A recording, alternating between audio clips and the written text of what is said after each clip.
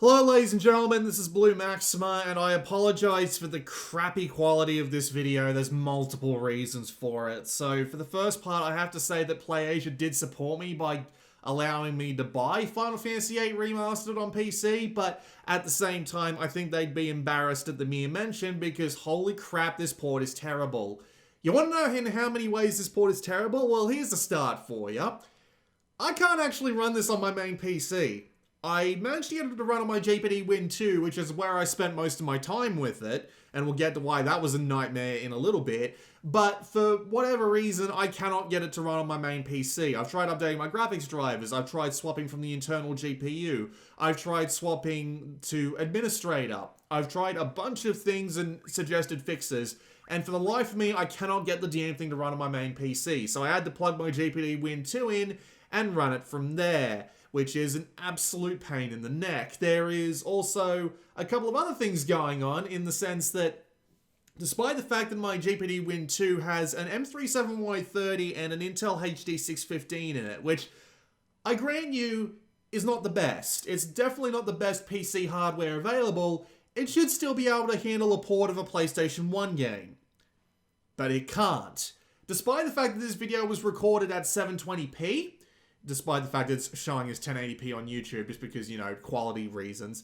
For whatever bloody reason, I cannot run it at full speed in 720p, because sometimes the frame rate just tanks, even on simple scenes with only a couple of models moving around. And the way that their speed up sheet works, which is one of the major features of this port, is that it just makes the game logic in-game go faster. So it needs to have 3 times the power. So if you're in an area and you're only getting 20 out of 30 FPS, you're not going to be able to take advantage of the 3 times speed anyway, because it's retarded. You know what is also retarded? This kind of control scheme where you have to hold the left trigger and press in the left stick in order to bring up the control mapping. It's so strange. To do that in order to get the menu, one way or another. It's weird. It's really weird.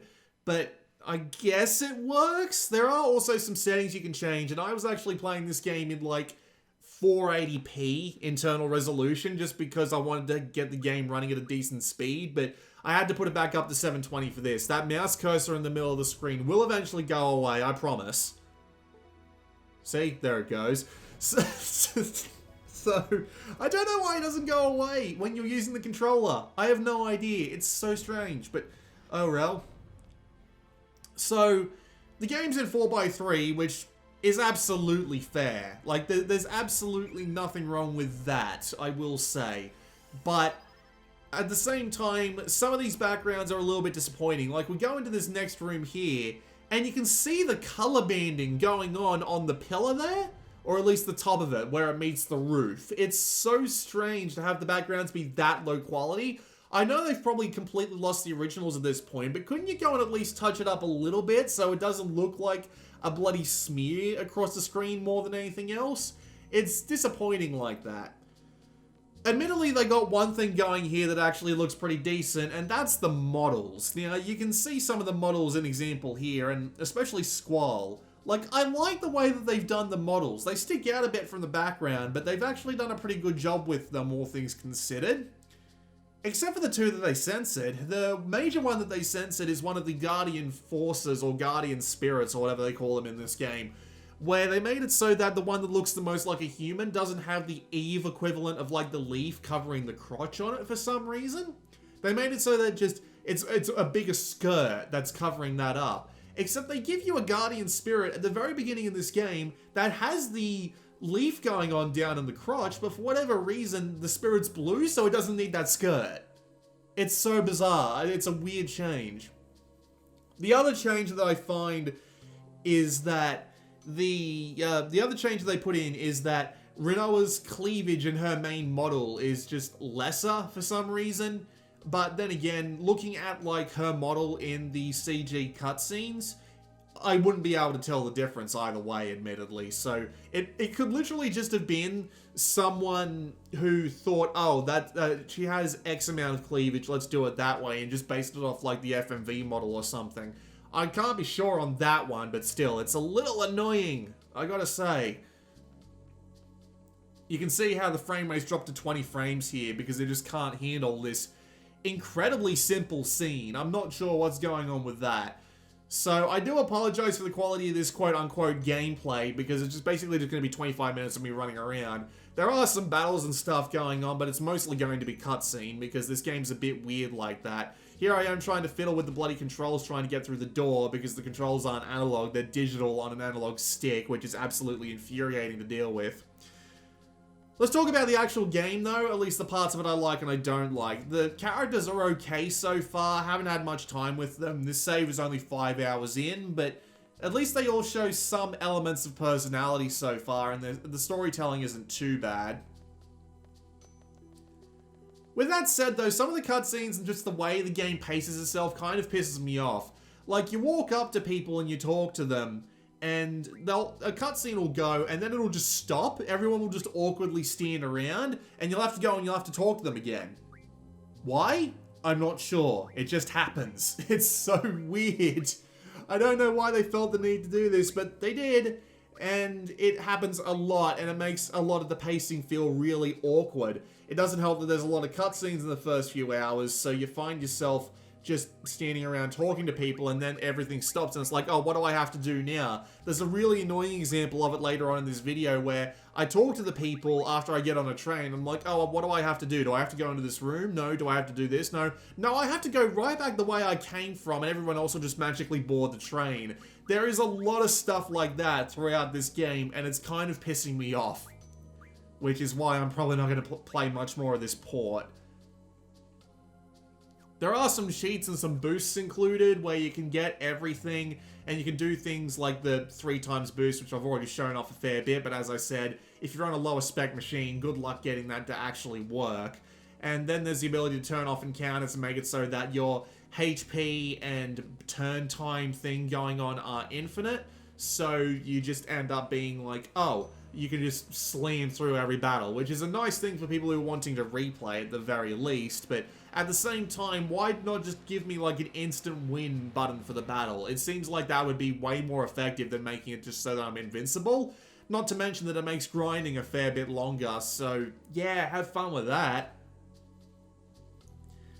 The battle system is also something I'm not particularly a fan of either. It's mainly because you have to use these things called Guardian Forces, and you have to manually equip them to characters, and you have to swap them over from other characters a lot, because they'll be swapping your party at you pretty much randomly. Sometimes you'll be able to pick it out, but sometimes you'll just be stuck with them, and you'll have to swap it from one character to another. And it takes a massive amount of time, and it's very easy to accidentally walk into a battle where no one's got Guardian Forces equipped because you had your party swapped out on you without you realizing. And it's like, oh fuck, I have to go through this battle or I have to try and flee. One way or another is just, it's just frustrating to deal with. Especially when the party switches happen so often and you have to go in. They give you an option to manually swap like your Guardian Forces between individual characters, which is, you know, fine by me, I suppose, but at the same time, it's just strange. Like, they couldn't give me an option to, like, have 3 be marked as the ones to use by default, just so that doesn't happen. They couldn't have given me an option to, like, have templates, for example, just to assign to them. No, you have to go and do it. You have to go and assign them pretty much either A, manually, or B, keep certain ones on certain characters. Not to mention there are a lot of Guardian Spirits to find, which is, actually, that's pretty good. Nothing wrong with that, but still, imagine trying to go through all of the Guardian Spirits, swapping between them and all that. It's a frustrating system in all honesty. It's also not helped out by the fact that they arbitrarily limit what you can do. So you have the, when you assign a Guardian Spirit to a person, you have the option to give them 4 of 5 options. These 5 options, you're always going to have attack, but then you've got magic, which is cast magic, draw, which is drawing magic from monsters. You don't have it just by default like in a generic RPG. You have to actively draw the spells from monsters in order to actually use them, which is kind of annoying. I wish that wasn't a thing, but we'll get to that. You also have GF, or Guardian Force, which is like this massive spell that does massive amounts of damage, has no deficit to using it whatsoever, and can be pulled out at pretty much any time. So most of the battles I've played so far have literally just been spamming Guardian Forces, because there's no better way around it. I don't know why they felt the need to have like no limit on it whatsoever, because it's just made most of the regular battles boring. And item, which is use item. And you can only have 4 of these at a time. So you have to choose between having a really powerful attack, being able to draw magic, being able to use magic, and being able to use items. It seems so strange to only limit you so that you can only have like one? Just one thing that you can't do? I don't know why. It's so weird, but yeah, I'm not entirely sure what happened there. Also, this game runs on the active time battle system, because of course it does, and I try to set it to wait, always thinking the wait means that, you know, once it gets to you, everything will stop and you can take your turn. But no, once it gets to you, it lets you select something and attack, but the enemies can also attack you in the meantime, which I never really liked this sort of battle system, so that's a thing. I'm just going through the menus at this point, I think. I gave up on this video about 20-something minutes in. This isn't the original commentary, it's post-commentary, but yeah, I find a lot of the game systems here to be really frustrating. Because it makes things too easy while also arbitrarily limiting what I can do, and I'm annoyed by it.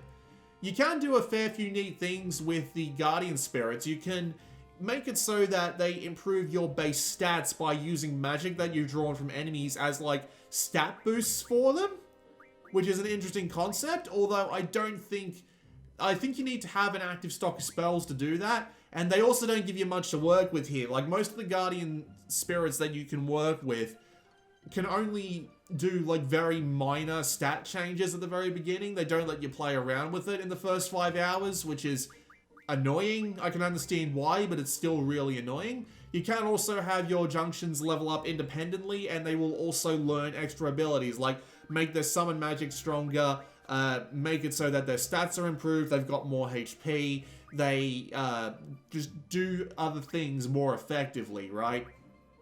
So at least they level up independently, and there's a little bit of stuff going on there, but yeah, I find the entire system a bit of a pain in the ass, and it's not encouraging me to play the game more, especially when most of the battles I've fought so far, including boss fights, have rounded down to just spam Guardian Force attacks. Just over and over and over again. Characters do also have their own limit breaks, so they are able to use special attacks that can be controlled in certain ways, like being able to shoot Irvine's gun, being able to do like combos with Zell, special moves with Renoa's dog. But I don't know what activates limit breaks. Do they have to be below a certain amount of HP? I probably should have read up on the tutorial on that, but I realized that it never really came about naturally because I was trying to keep everyone relatively healed up and in good shape, but, well, it's just a thing, I suppose. Also, yeah, playing it in 3x speed mode means that enemies are more likely to attack you faster, so it's just weird. It makes the entire battle system a bit over-encumbered and just a pain in the ass. That seems to be my major opinion of everything in this game so far. It's a pain in the ass. The cutscenes are awkward, which means you have to go to talk to everyone and do things that make no sense, like walk out of a train that you literally just walked into. Pain in the ass. The battle system seems to rely on a bunch of things like drawing magic from monsters in order to use it, which is just, again, to me personally, it's a bit of a pain in the ass. The whole balancing of the whole thing, at least in the early game, is literally just spam Guardian Forces, which again turns it into a bit of a pain in the ass. Wandering around in the overworld has a ridiculous amount of encounters. Like, I get that there's a cheat there that I can use if I don't feel like dealing with the random encounters, but I'm probably going to need XP at some point, unless I plan on using the other cheat as well. So it's just... Also, why would they design the game with this many random encounters? It just seems so strange to me. Again, a kind of a pain in the ass. The analog controls are kind of a pain in the ass. The wandering around the overworld like this, having the camera very slowly turning the direction. I mean, is that one of the camera speed options you can turn up? it's just, yeah. Not to mention, again, the performance problems with this port. A lot of people aren't able to get the damn thing to work. And yeah, this includes me on my main machine. So I don't really know what to say about the whole thing. It just seems like a really low effort port. And the RPG side of things, I haven't been able to enjoy it, personally. It's just not my thing. I haven't been able to really get into it. So yeah, I'm just going to let the rest of this footage play out. This is a bonus video. It's not one of my typical ones because I just, yeah, I can't justify putting this up as a full video on a regular day, but, well, what am I going to do? With that said, Deadly Premonition just came out on Switch. I'm going to go play that instead and see if I have any better luck. So this has been Blue Maxima, and I will see you all next time.